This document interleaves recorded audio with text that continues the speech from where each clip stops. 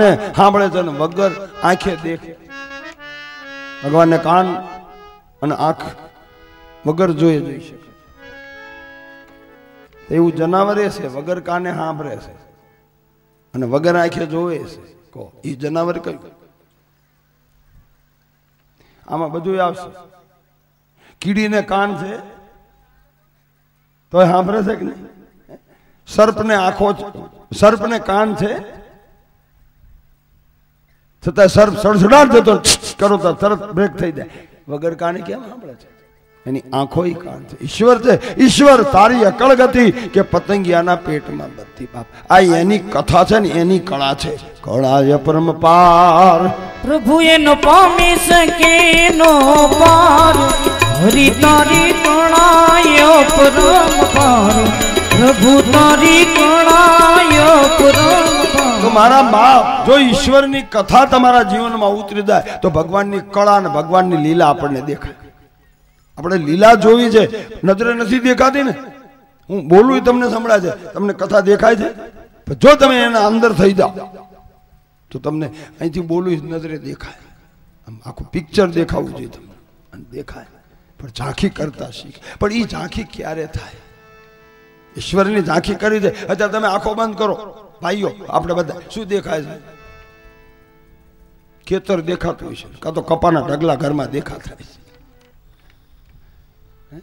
બેનો આંખો કરો, મારી નાની ઉંમરની મારી દીકરી શું દેખાય છે? જો કે ટીવી નું ખોખું ઈ જ દેખાય ને. ગરડી માયું જો શું દેખાય છે? કે બેનને પાણી પાવાનું દોવાની બાકી છે. આ જ દેખાય. આંખો બંધ કરો, ઈશ્વર દેખાય તો મેળ પડશે. પ્રયત્ન કરો બાપ, જરૂર દેખાય. ઇંગ્લિશમાં કહેવત છે એ વિલ ફાઇન્ડ અ વે.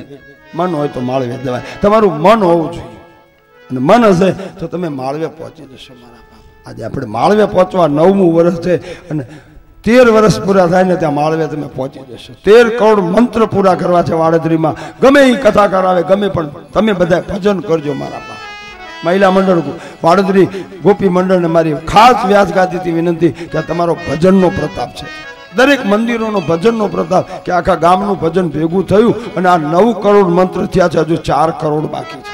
અને 4 કરોડ મંત્ર થાય ત્યારે હું વ્યાસ ગાદીથી વચન આપું છું કે ઈશ્વર તમને સાક્ષાત દર્શન આપે.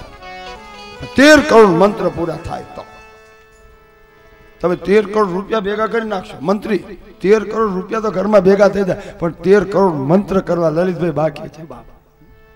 રૂપિયા તો થઈ જશે. રૂપિયા તો ગમી હતી આવે બાપ. તો વણઝાર છે પૂછ્યું. અરે ખાલી ગાડવાના ઘીમાં સાણ ભર્યા હતા જો ઘી થઈ જતું હોય, અરે વાયુમાંથી 10 ડબ્બા પાણી લીધું અને રસોઈ બનાવી હોય અને જો ઘી થઈ જતું હોય તો બાપ આ તો ઓલિયો છે. શું થાય? કરી તો જુઓ રે કોઈ, કરી તો જુઓ મારા રામજી કરે તેવું કરી તો જુઓ.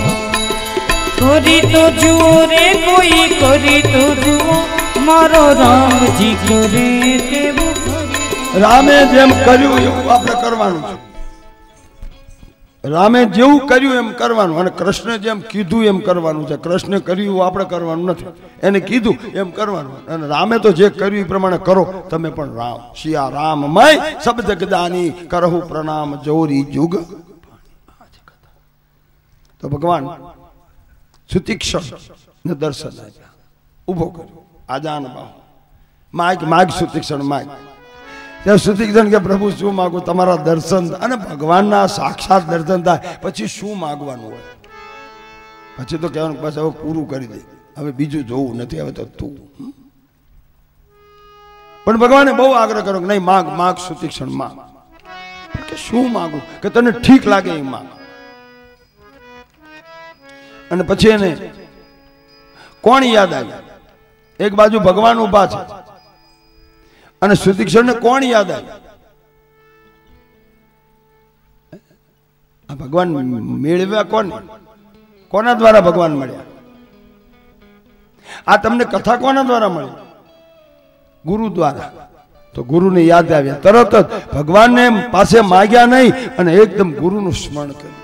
ગુરુ ગોવિંદો મુખડે किसी को लागू पाए गुरु गोविंद खड़े किसी को लागू पाए बलिहारी गुरु आपकी गोविंद दिया बता हो रामा गोविंद दिया एक बाजू भगवान उभा छे અને એક બાજુ ગુરુ ઉભા છે સુતીક્ષણ ભગવાનને નહીં ગુરુને યાદ કર્યા છે કારણ કે ગુરુ સિવાય કંઈ પણ મને તમને મળતું નથી બાપ સુતીક્ષણને પોતાનો ગુરુ યાદ આવ્યો ભગવાનને કે મહારાજ માગું ક્યાં તો તમે જેવા મને દર્શન આપે મારા ગુરુને દર્શન આપો કેટલું સરસ મજાનું ત્યારે ભગવાને કીધું કે સુતીક્ષણજી તમારી લાયકાત થઈ જાય તમને ભગવાન મળે તો તમારા ગુરુને લાયકાત નથી કહો જે સંતે રસ્તો બતાવ્યો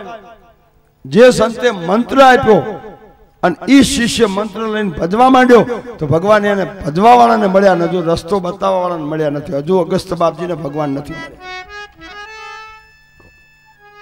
પછી કીધું મહારાજ મારા માથે ઋણ છે અને એ ઋણમાંથી મને છોડાવો મારા ગુરુએ મને વિદ્યા આપી મારે એને દક્ષિણા આપવી પડે પણ હું દક્ષિણા દેવા ગયો ત્યારે મારા ગુરુએ ન લીધી અને એને કીધું તું કે જ્યારે તને ભગવાન મળે ત્યારે તું દર્શન કરીને ભગવાનના મને દર્શન કરાવજે જ્યાં ઋણમાંથી છૂટીશ હવે એ શિષ્યએ ગુરુને દર્શન કરાવ્યા ભગવાન ગુરુ કરતા શિષ્ય વધી ગયો કે નહીં અત્યારે અહીંયા તમે જો વાળદીનમાં ગુરુ કરતા શિષ્યો નથી વધી ગયા રસ્તો એને બતાવ્યો લકડનાથ ગુરુ હે પણ એ લકડનાથ ગુરુ નથી પણ આજે રાજુ એનો શિષ્ય દુનિયામાં ડંકા વગાડે અને એના શિષ્યો આ બધા આપણે બધા કેવા આવી ગયા છે રસ્તો બતાવ્યો કોણ ગુરુ ગુરુ હમારા ગારુડી ગુરુ આપણો મદારી છે ગુરુ હમારા ગારુડી મુझ પર કીધી મેર મોરા બતાવ્યા મર્મ કા ઉતર ગયા સબ ચેર આ ચેર ઉતારી દીધું છે આ બાપ છે ગુરુનું વંદન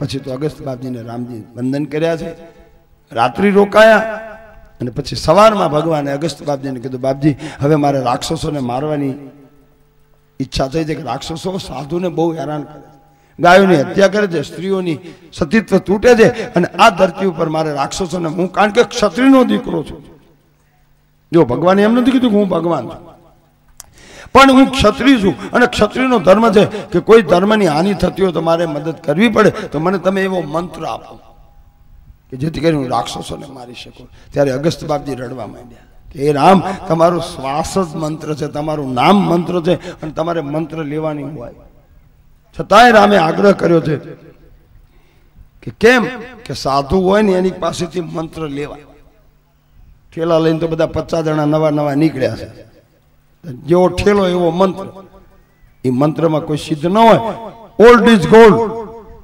સત્ય સનાતન વેદ માન્ય કરેલો મંત્ર તમે લેશો તો તમને એનું ફળ મળશે નવા નવા ઉપજાદી કાઢેલા બહુ મંત્રો નીકળ્યા છે 52 બારો એક શબ્દ છે બોલાય ખરો પણ લખાય નહીં બોલો હો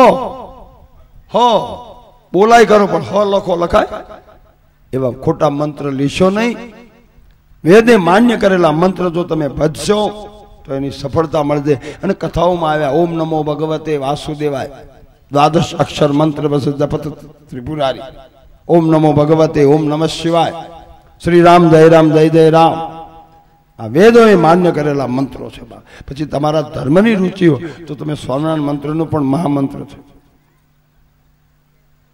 આ મંત્રમાં કેટલી તાકાત છે તમે જુઓ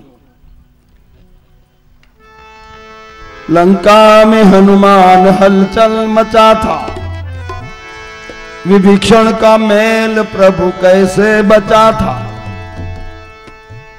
आखिर लंका हळगी गई विभीषण ना मकान ने केम कई नो थयुं એટલે કહ્યું છે કે લંકા में हनुमान हलचल मचा था तो विभीषण का मेल प्रभु कैसे बचा था तो महल पर वो ही लिखा था महल पर वही लिखा था क्या हरिओम तो सब जपा गए महामंत्र के वो रटा गए महामंत्र के वो रटा कर